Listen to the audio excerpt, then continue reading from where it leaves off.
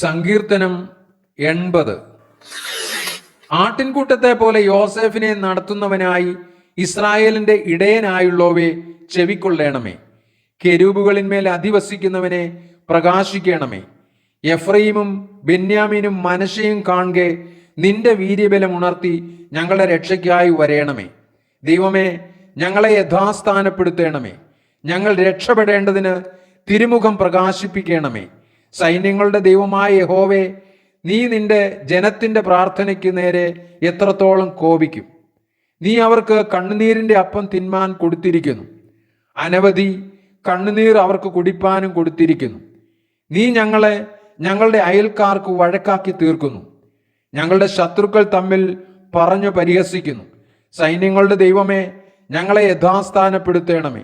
ഞങ്ങൾ രക്ഷപ്പെടേണ്ടതിന് തിരുമുഖം പ്രകാശിപ്പിക്കണമേ. നീ മിസ്രൈമിൽ നിന്ന് ഒരു മുന്തിരിവള്ളി കൊണ്ടുവന്നു. ജാതികളെ നീക്കിക്കളഞ്ഞ് അതിനെ നട്ടു. നീ അതിന് തടമെടുത്തു. അത് വേരൂന്നി ദേശത്ത് പടർന്നു. അതിൻ്റെ നിഴൽ കൊണ്ട് പർവ്വതങ്ങൾ മൂടിയിരുന്നു. അതിൻ്റെ കൊമ്പുകൾ ദിവ്യ ദേവദാരുക്കൾ പോലെയുമായിരുന്നു. അത് കൊമ്പുകളെ സമുദ്രം വരെയും ചില്ലികളെ നദി വരെയും നീട്ടിയിരുന്നു. വഴി പോകുന്നവരൊക്കെയും അതിനെ പറിപ്പാൻ തക്കവണ്ണം നീ അതിൻ്റെ വേലികളെ പൊളിച്ചു കളഞ്ഞതെന്ത്? കാട്ടുപന്നി അതിനെ മാന്തിക്കളയുന്നു. വയലിലെ മൃഗങ്ങൾ അത് തിന്നുകളയുന്നു. സൈന്യങ്ങളുടെ ദൈവമേ, തിരിഞ്ഞു വരേണമേ. സ്വർഗത്തിൽ നിന്ന് നോക്കി കടാക്ഷിച്ച് ഈ മുന്തിരിവള്ളിയെ സന്ദർശിക്കണമേ. നിന്റെ വലങ്കൈ നട്ടിട്ടുള്ളതിനെയും നീ നിനക്കായി വളർത്തിയ തയ്യേയും പാലിക്കണമേ.